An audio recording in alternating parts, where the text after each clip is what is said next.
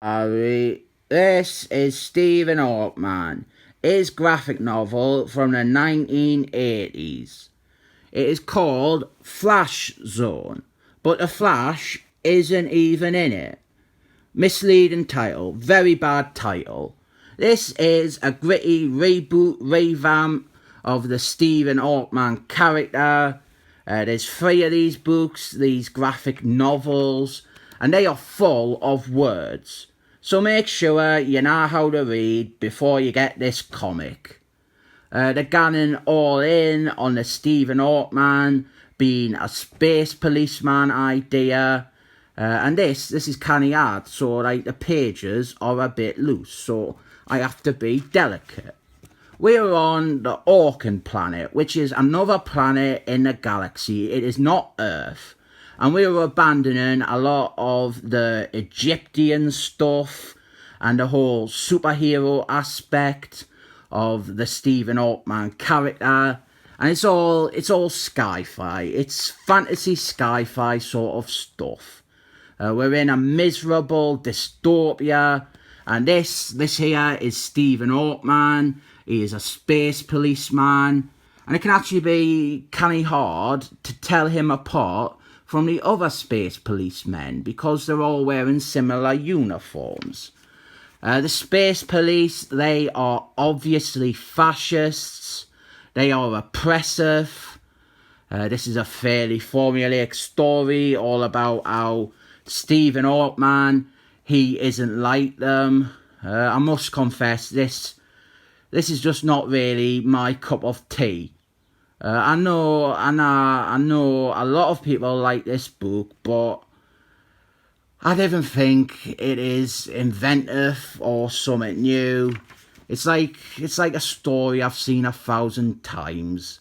I don't even think that Stephen Hawkman, he is defined enough as a character or even a personality to help raise the story beyond its very basic plot that we've seen loads before. I suppose you could say that it at least builds a world. It builds a world quite well. But I'm not even sure I would admit to that. It's kind of like a fairly routine, gritty, sci-fi world where everyone is oppressed and there's a horrible militaristic fascist organisation ruining everything, and the evil corporations are in charge. The space police, they hassle a bunch of homeless people, but Stephen Hawkman, he doesn't want to do that.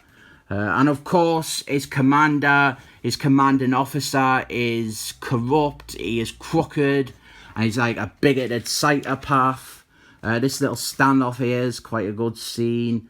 There you can see all the poor people who live miserably. It's like all the dark futures. It's run by the evil corporations, and the rich people, they live well, and all the poor people don't.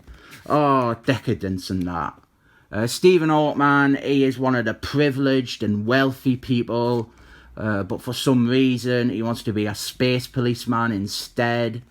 The book, it does get much better when we are introduced to a proper character in this scene.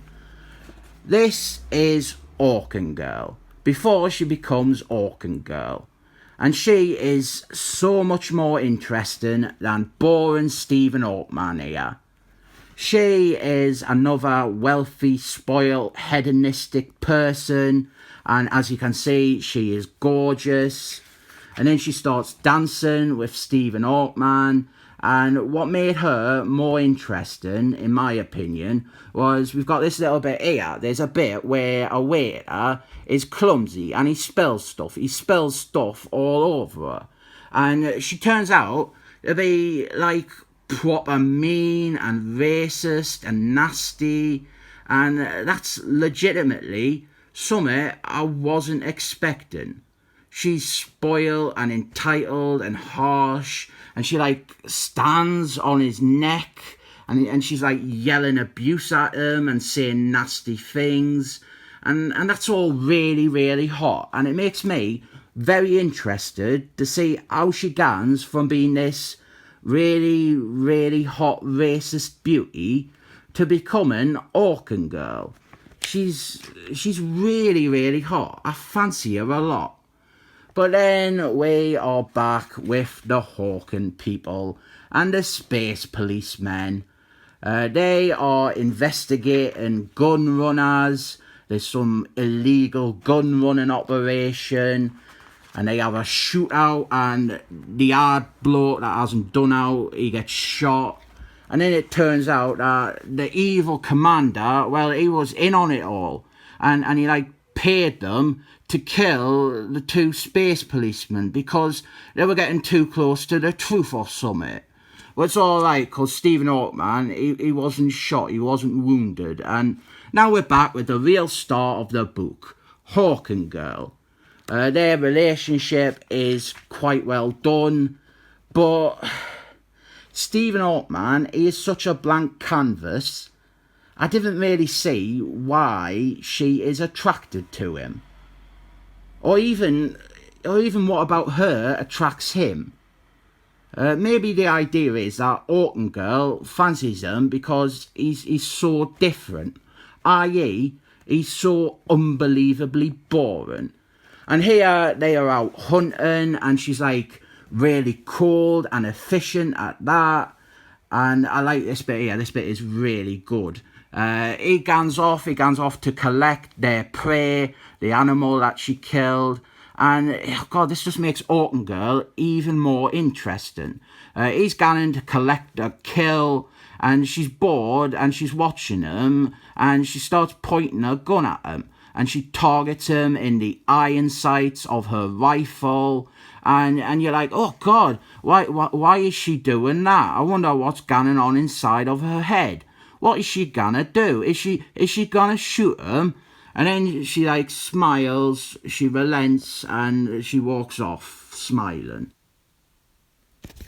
Then Stephen Hawkman, he goes spelunking, and he finds some stuff that I think is meant to inspire or motivate him, but I would be lying through my teeth to say that at any point I understand anything about what this character is thinking, about his mindset, about his motivations. I never know what he is thinking at any point.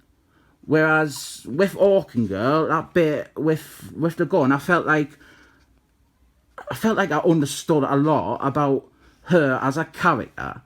And that's the end here. He puts his necklace on a statue. He's left his necklace, and it's meant to symbolise something. It's meant to be saying something about his faith. That is the end of book 1. Next, we have got Freefall. And that is another lie. It weren't free. It cost me £4. What can I say about this Stephen Hawkman graphic novel? There is no big action set piece. There's no real story presented here. It's all world building and narrative with only one character in the whole thing who I really want to read about. Stephen Hawkman, the star of the book, he is really dull. He's got no personality. The setting is generic and played out. And whenever Hawkgirl isn't in a scene, I've really got now to latch on to make me feel invested.